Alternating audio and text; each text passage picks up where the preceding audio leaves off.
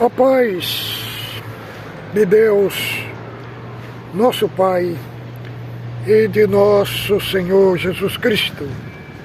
Este é um canal de opinião, reflexões e análises bíblico. Você que não é inscrito no nosso canal, mas que assiste os nossos vídeos, por gentileza, é só clicar aí abaixo e você se inscreve no nosso canal. O nosso conteúdo aqui é um conteúdo genuíno. Trazemos aqui o ensino das Escrituras Sagradas, da verdadeira revelação de Deus, do que Deus deixou escrito para nós, para nos guiar e para dirigir o nosso caminho, irmão. Nosso compromisso aqui é um compromisso voltado para aquilo que cremos, para aquilo que acreditamos. Como eu tinha falado na semana passada, que essa semana nós ia começar a ler os tópicos de ensinamento, né? Para o Ministério e reunião dos cooperadores de jovens e menores, que foi realizado 1/12 de 2024, domingo, às 14 horas. Irmão, eu analisei esse tópico e vi, irmão, muitas contradições, né? Primeiramente, nós vamos começar a ler, vamos ver se dá para me ler ao menos sete tópicos hoje, né? Vamos ler o primeiro tópico. O primeiro tópico diz assim: recitativo dos pontos de doutrina e da fé que uma vez foi dada aos santos. Os auxiliares da reunião de jovens e menores devem ser instruídos a periodicamente ministrar recitativo às crianças e aos jovens os pontos doutrinários acima referidos, pois isso os fará conhecer melhor os fundamentos de nossa crença cristã. Quanto aos recitativos, deve-se privilegiar textos contidos nos livros de Salmo, Provérbio, no Novo Testamento, com conteúdo que possa promover uma reflexão espiritual, uma simples leitura ou audição. Aqui nós encontramos uma contradição, porque, irmão, esses tópicos aqui, eles falam os pontos de doutrina que os auxiliares têm que ver, ministrar às crianças. Então, irmãos, nós temos que entender uma coisa. Estes pontos de doutrina, principalmente os dois pontos de doutrina, irmão, eles contradizem a própria Escritura. Vejamos bem o que está aqui no inário, né? No inário, aqui nós temos os 12 pontos de doutrina, mas nós vamos ler só esses dois primeiros aqui, ó.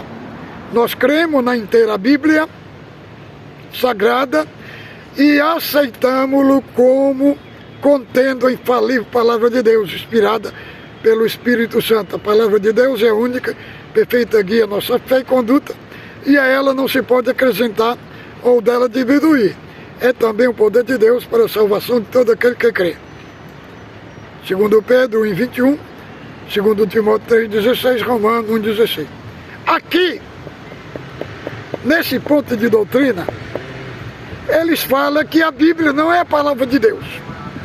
ela apenas contém a palavra de Deus. Agora, no tópico 7, no tópico aqui, ó, 7, está escrito que a Bíblia é a palavra de Deus. Vamos dizer, o tópico 1 vem mandando ler os pontos de doutrina. Só que quando lê o ponto de doutrina, no ponto de doutrina, não fala que a Bíblia é a palavra de Deus. Fala que ela apenas contém a palavra de Deus. Então, só para os irmãos verem a contradição que eles colocaram aqui nesse tópico de ensinamento. Mas aí nós vamos ler aqui e vamos mostrar para os irmãos outras incoerências. Aqui diz assim: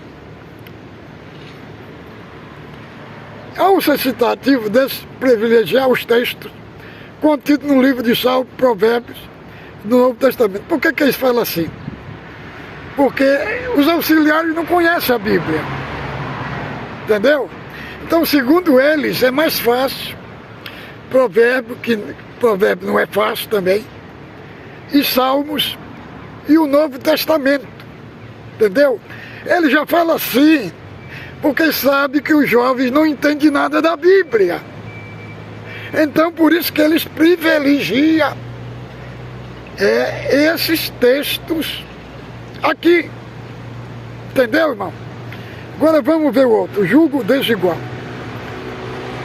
Segundo o jugo desigual. Literalmente, o termo jugo se refere a uma peça feita. Peça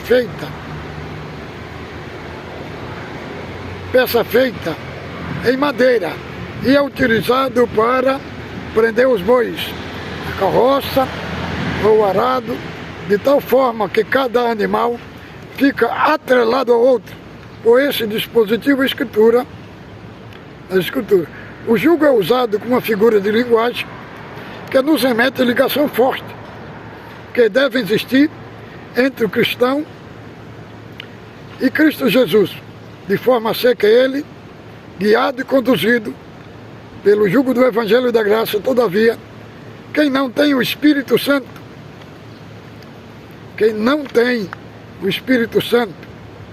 está preso em outro jugo, o jugo do pecado e das trevas.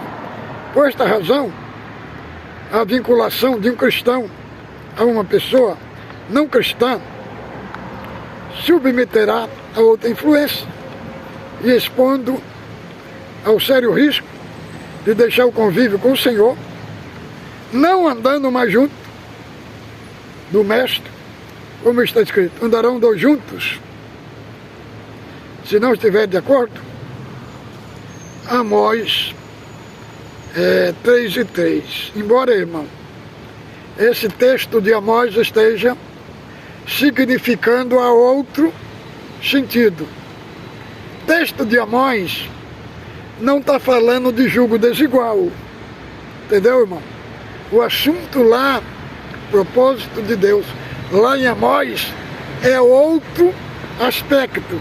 Por isso eu digo, irmão, pessoa que não conhece a Bíblia, ele põe qualquer texto que ele acha que tem que ter. O propósito lá de Amós não está falando de jugo desigual, irmão. Está falando em outro aspecto. Portanto, se entende que o jugo desigual é a união de um crente com uma pessoa natural, seja pela via do namoro, casamento, sociedade comercial, sociedade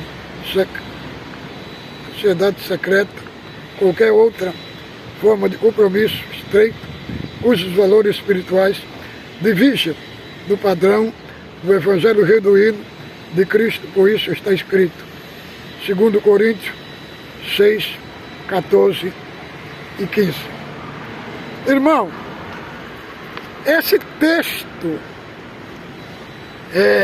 de Coríntios 6, 14 e 15, o apóstolo Paulo aqui, o jugo desigual que ele está se referindo aqui, é um jugo muito mais abrangente do que casamento. Vejamos bem, leiamos, abra aí a sua Bíblia, 2 Coríntios,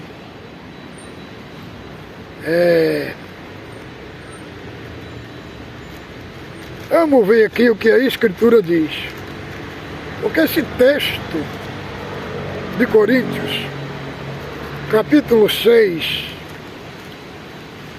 do verso 14, aqui fala com referente à comunhão com os incrédulos. Então, o assunto aqui é muito mais abrangente.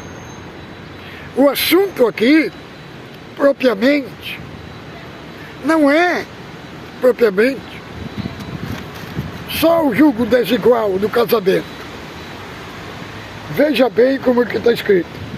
Não vos prendais a um jugo desigual com os incrédulos, porquanto que sociedade há? A justiça e a iniquidade. Aqui ele vai falar de sociedade. Vai falar de sociedade.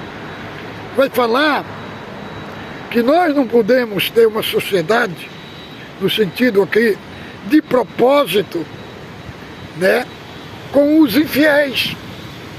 Porque que sociedade pode haver entre a justiça e a iniquidade? Aqui nós vemos que o texto ele é muito mais abrangente. Ele trata de jugo desigual no sentido de fazer sociedade,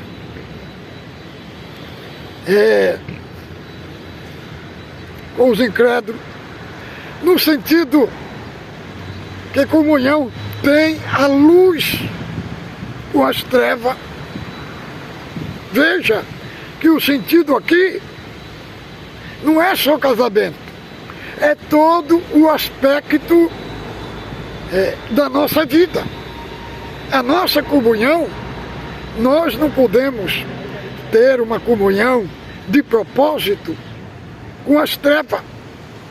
Nós podemos ter amizade com pessoas lá fora, mas o sentido aqui está falando a respeito de propósito.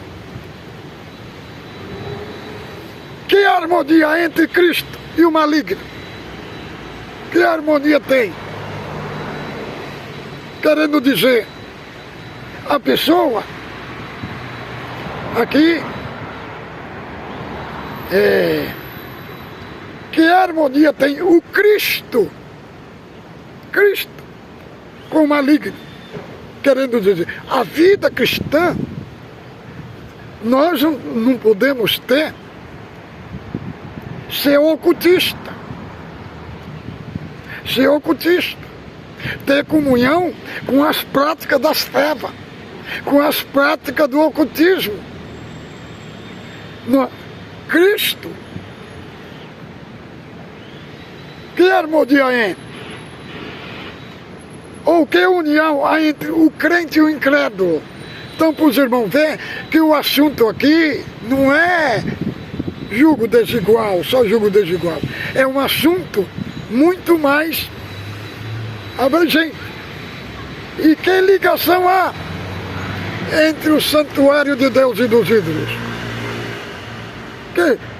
Que comunhão há, irmão? Você é crente e depois você está lá nas festas pagãs. Que comunhão há nisso daqui? Então, esse sentido é muito mais abrangente. Agora, proibição de comer, proibição de se comer carne e sangue. O sangue é a vida do corpo biológico, sendo responsável pela alimentação no nível das células, irrigando com a vida todo o organismo animal. É sabido que nas regiões onde o sangue para circular ocorre a necrose, a morte do tecido, sumindo esta condição de morto, infarto. Deus se refere ao sangue como sendo a vida do corpo. Por isso mesmo ele sempre foi usado por Deus nos cerimoniais como elemento purificador, não devendo jamais ser consumido como alimento, visto que, sendo a vida do corpo, sua ingestão implicaria em se tornar como nutrimento à vida do animal. Quanto ao sacrifício requerido pela lei, naquela ocasião, nenhuma atitude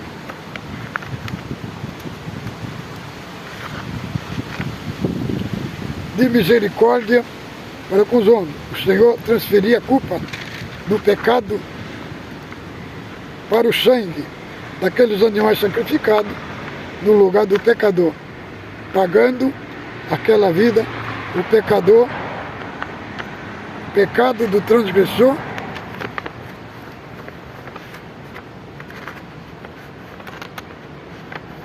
pecado do transgressor.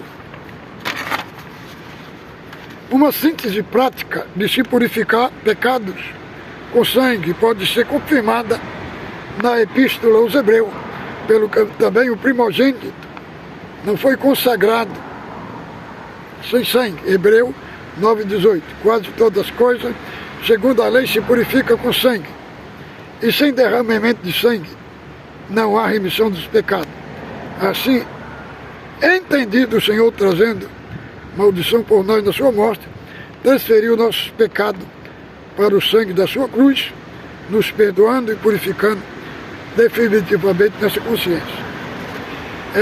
Entre as igrejas cristãs e as reformadas há uma divergência aí.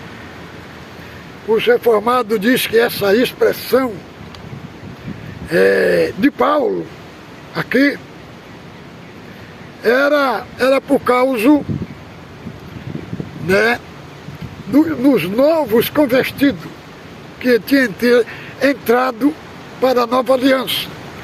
Então aí deu-se esse ensinamento para não comer carne e sangue, mas segundo eles não era a prática do Novo Testamento. Eu já discordo, irmão, porque os apóstolos disseram, parecendo nós e o Espírito Santo, não comer carne sufocada, nem o sangue, e nem participar da fornicação. Então, o mesmo contexto do sangue e da carne sufocada está inserindo a fornicação, a prostituição.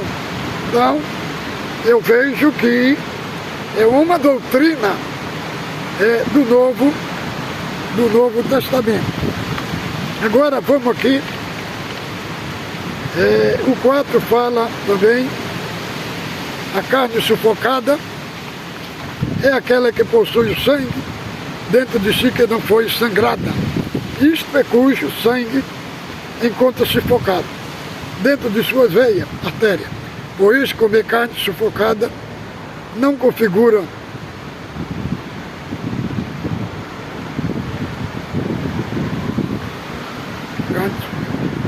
se configura numa transgressão semelhante à ingestão do sangue e do alimento.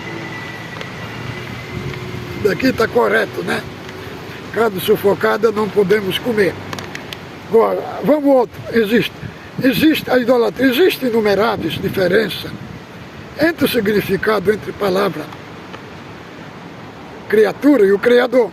A palavra de Deus é utilizada para nomear o Criador do Universo, sendo empregada para designar o formador de todas as coisas que existem, tanto de natureza física quanto de natureza espiritual.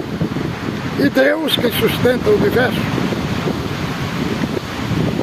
sendo sempre eterno, infinito, supremo, único, Criador, por esta razão busca salvação em qualquer ser, coisa criada.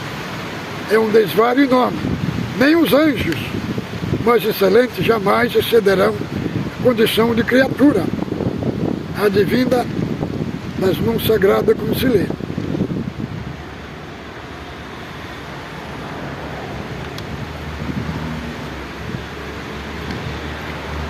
E quanto aos anjos, diz que é dos seus anjos faz ventos, e de seus ministros labaredas de fogo.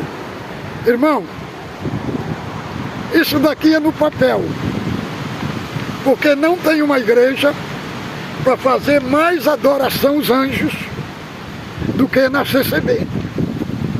Os pregadores usam do púlpito para pregar na hora da palavra que os anjos estão descendo lá dentro, está visitando o povo. Isso não é um só culto não, irmão. É em muitos cultos. Nós vemos fazendo mais ênfase aos anjos do que ao Deus Criador. Nos cultos da CCB. Isso daqui é só no papel. Porque no normal se faz ênfase à adoração de anjos na CCB. E quem faz isso? Os próprios pregadores nos cultos. Eles tiram Deus do centro e põem os anjos no lugar de Deus. Os anjos descendo, eles deixam de pregar a palavra, que a palavra é de Deus. Deus é um ser superior. Os anjos são criaturas de Deus, como está escrito aqui. Os anjos são criaturas de Deus. E nos cultos, eles mencionam mais o nome dos anjos do que o nome de Deus. Tira a glória do Criador e põe numa criatura, irmão. Eu tenho 44 anos dentro da CCB e assisto esses tipos de pregações há muitos anos, irmão. Há muitos anos. Agora os irmãos põem aqui no papel. Isso é só do papel, irmão. Não existe isso na prática dentro da congregação. Entendeu? Aí Jesus Cristo é o único nome dado aos homens para ser nosso Redentor. Em virtude disso, foram excluídos todos e qualquer outros nomes, tanto na terra como no céu, por intermédio do qual possuem. Irmão, que escreveram os tópicos. Eu tenho 44 anos dentro da CCB. Onde que nos púlpitos da CCB se prega Cristo, irmão? Se prega Cristo. O povo não vai à igreja por causa de Cristo. O povo vai na igreja por causa da promessa material, para saber como é que está a sua vida, se o seu cachorrinho que está enfermo não vai morrer, se Deus vai abrir a porta material para ele, se Deus vai dar um carro para ele. 80% das pregações no púlpito não é Cristo, irmão. Cristo aqui está só no papel. Isso não é verdade. O que nós vemos nos cultos na CCB, maior parte do ministério não conhece a cristologia bíblica. Não conhece. São desconhecidos deles.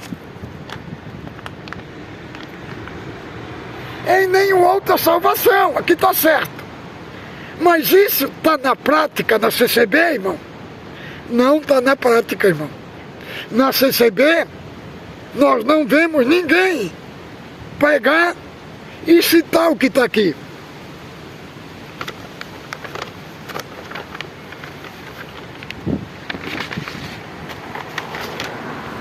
Como visto, a idolatria é abominável na avaliação de Deus e não se restringe à adoração de ídolo, ou seja, não se conta limitada à prática de adoração de imagem, semelhança daquilo que está do céu da terra. No passado, o Senhor Deus classificou essas transgressões como adultério espiritual. A título de exemplo, existem pessoas que adoram o seu próprio ego, outras adoram poder, outras adoram artistas, atleta, fama, ciência humana, beleza física, natureza, dinheiro, além de tantas outras formas de consagrar coração feito para adorar unicamente ao Deus bendito. O apóstolo Paulo alertou para que uma dessas modalidades diferentes, escondida na figura do exercício apego ao dinheiro. Pois é, irmão, os irmãos colocaram isso no papel, só que isso na prática não existe no ministério de anciães, nem de cooperadores, esses ensinam aqui. Vocês põem no papel para transparecer que a congregação está dentro dos fundamentos apostólicos. Mas não é verdade isso daqui. Não vemos isso nos cultos. Nos cultos. Agora vamos ver aqui, ó. Agora, olha aqui, ó.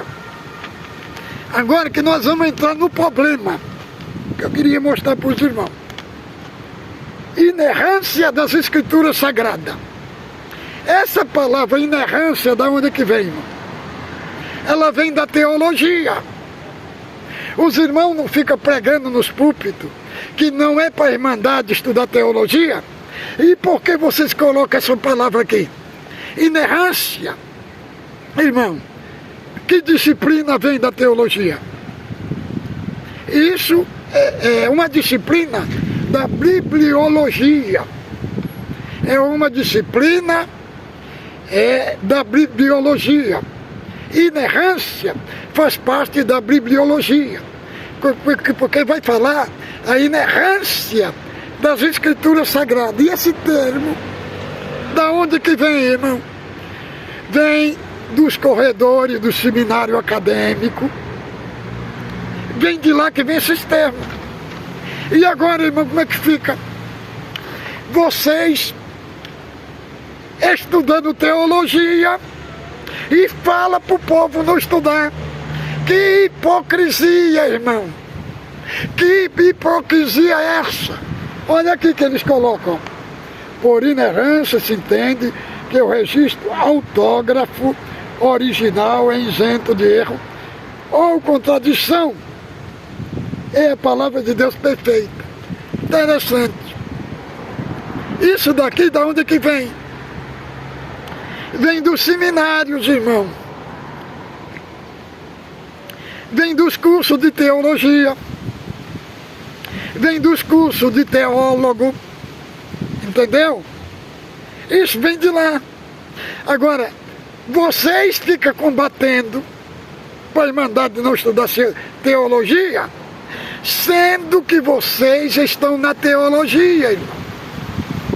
Vocês estão estudando teologia e não quer que a Irmandade estude teologia. Olha aqui, irmão. Vou ver. O registro da mensagem das Escrituras Sagradas foi produzida não por vontade de homem algum, mas inspirada pelo Espírito Santo, escrita em época e circunstâncias diferentes, por cerca de 40 autores. Não traz a divergência ou contradição em seus registros originais, mas a unidade escritural, de sorte que um texto de difícil compreensão pode entender à luz de outra passagem mais clara. É a Escritura explicando a si mesma, no que tem a salvação, santificação, advertência, provando o poder sobrenatural de Deus agindo nos homens. Tanto que aí escreveram, não se nega que a ponto de difícil compreensão e que os homens, em seus argumentos especulativos em torno das sagradas, se contradizem. Especulativo em torno do sagrado se contradiz. O assunto da Bíblia, que a Deus pertence, não tendo revelado aos homens aquilo que só a Ele. Outra disciplina da teologia que vocês colocaram aqui, a hermenêutica, que é a ciência da interpretação. Na hermenêutica dos seminários acadêmicos, na hermenêutica, é que está escrito, irmão, que a Bíblia interpreta a Bíblia, que um texto obscuro, um texto claro, lança luz a um texto obscuro, entendeu? Então, vocês combatem a Irmandade para não estudar teologia, falando que a teologia esfria o crente, que a teologia contamina o crente, tira o crente do caminho da verdade. E vocês estudando hermenêutica, não é, irmão? Hermenêutica, a ciência da interpretação da Bíblia. Veja a hipocrisia de vocês. Não quer que a Irmandade estude a Bíblia e vocês estudando a Bíblia, entendeu? Inclusive, nas reuniões regionais, é um grande combate contra aqueles que estão estudando a Bíblia. Agora, vocês me fazem o favor de pegar os termos de interpretação bíblica da hermenêutica e colocar no tópico de ensinamento. Irmão, sabe o que esses anciãos pensam? Esses anciãos pensam que eles estão diante de bobo, que a Irmandade é boba, que a Irmandade é otária, que não entende de nada. Veja, eles estão pegando a matéria dos teólogos e colocando no tópico de ensinamento. Anciães, onde que os cooperadores falavam do irmão, oramos para os velhinhos do Brás, que eles estão lá orando para Deus revelar para ele os ensinamentos. Onde é que está a revelação agora? Vocês não falavam que não precisava de teologia? Que teologia é coisa dos homens? Vocês falaram, não precisava? E por que agora estão recorrendo à teologia, à hermenêutica, à exegese bíblica, para interpretar os textos bíblicos? Entendeu? A Irmandade não pode ir para o escorredor acadêmico, mas vocês podem, né, irmão? Né, irmão? Irmão, para vocês verem, irmão. Por isso que a Irmandade perdeu crédito neste ministério do Brás, entendeu? No culto, eles falam uma coisa, no tópico de ensinamento que é outro. Nos cultos, eles atacam a teologia. Nos tópicos do ensinamento, eles abraçam a teologia. Olha aqui, ó, o 8. Eles vão falar da infabilidade das Escrituras Sagradas. A infabilidade significa que a Escritura não falha em suas afirmativas, seja ela histórica, descrevendo fato, que seja profético, se pode ser provada conforme segue.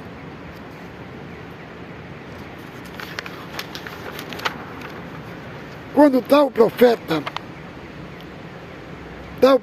falar em nome do Senhor e a tal palavra se não cumprir, nem suceder, assim, esta é a palavra que o Senhor não falou. Com soberba falou o tal profeta, não tenhas temor dele, palavra alguma. Falou de todas as palavras que o Senhor falara à casa de Israel, tudo se cumpriu. E crescia Samuel, e o Senhor era com ele, e nenhuma de todas as suas palavras deixou cair em terra. Tudo isso aconteceu para que se cumprisse o que foi dito da parte do Senhor pelo profeta.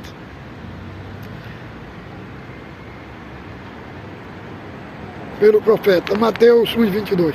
Passará o céu e a terra, mas as minhas palavras não passarão. As quais também, depois de ter padecido, se apresentou viva com muitas infalíveis provas, sendo visto por ele por espaço de 40 dias, falando que de respeito ao reino do céu. Então, irmão, veja, aqui eles falam que a Bíblia é a palavra de Deus. Agora, nos pontos de doutrina, que eles falam que é para ler lá para as crianças, lá está escrito que a Bíblia contém a palavra de Deus. Já não é a palavra de Deus. E outra coisa que tem no ponto de doutrina, irmão, no ponto de doutrina aqui, eles não creem na Trindade. Olha aqui, ó. Nós cremos que há um só Deus vivente, verdadeiro, de infinito de poder, criador de todas as coisas, em cuja unidade estão o Pai, o Filho e o Espírito Santo.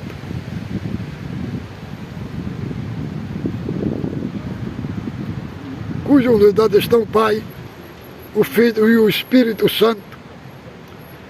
E aqui tem João 5,7. Só, irmão, João 5,7 não fala da unidade, não. A palavra lá é essência. Lemos aqui, ó. Lemos aqui.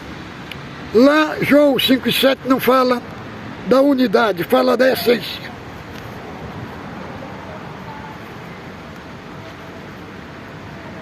Vejamos aqui. Eu estou com a Bíblia, João Ferreira de Almeida, Revista Corrigida e Atualidade. Essa é uma tradução boa. Vamos ver aqui como é que diz a Epístola de João. E aí nós vamos falar dos manuscritos, dos códices sinaítico, Vaticano e Alexandrino, que dizem que esse texto não está lá. Irmão, Jerônimo, que escreveu a Vulgata Latina, que é do século IV, Jerônimo, ele fala que as igrejas gregas, que existia antes desses manuscritos, antes dos códices sinaítico, Alexandrino e Vaticano, ele dizia que a igreja grega lia esse texto, e esse texto estava escrito lá. Jerônimo diz que os copistas, houve uma desonestidade deles não ter colocado esse texto nos códigos sinaítico, sinaítico Vaticano, né? De não ter colocado. Então, eu já estou explicando aqui o que nós vamos ler aqui. Antes de ler, eu estou explicando os irmãos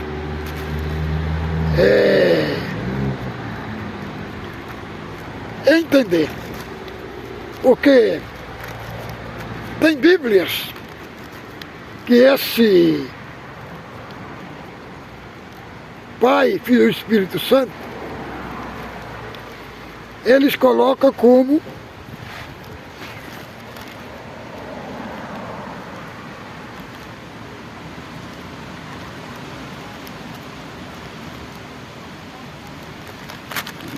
se fosse unidade. Vamos ver aqui, ó. Este é aquele que veio por meio de água e sangue, Jesus Cristo, não somente com água, mas também com água e o sangue. E o Espírito é o que dá testemunho, porque o Espírito é verdade. Pois três há os que dão testemunho no céu: o Pai, a Palavra e o Espírito Santo. Estes três são um. Esse um aqui não é unidade, irmão, é essência. Por isso que, agora vamos falar qual é a divergência que tem entre os eruditos. Uns falam que esse texto foi acrescentado na Bíblia, porque eles não estão nos códices sinaítico, alexandrino, eu estou falando aqui em códice, é uma palavra técnica que se usa na teologia para se referir aos manuscritos mais antigos. Os códices sinaítico e Vaticano e Alexandrino são lá do século IV. Agora nós temos os códices Recepto, que são do século VIII. Do século VIII, dos manuscritos do século VIII, lá tem pelo menos 22 manuscritos que afirmam que esse texto foi colocado pelo apóstolo João na Escritura Sagrada. Agora, qual é o códice que tem mais valor? Irmão, segundo os maiores eruditos em manuscritologia, eles dizem que há pouca diferença entre os códices sinaítico, Vaticano e Alexandrino para os códices Recepto. Quais são as diferenças?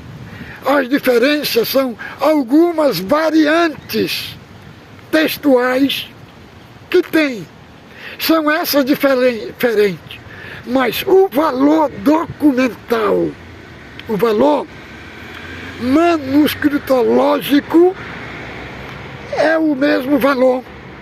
É a mesma técnica que está num, está no outro. Tanto os sinaíticos são manuscritos confiáveis, como também os receptos. Então, os tradutores que traduzem a Bíblia, João Ferreira de Almeida, como eles têm o testemunho dos pais da igreja, antes dos códices sinaíticos, Vaticano e Alexandrino, tem os testemunhos dos pais da igreja, que foi antes.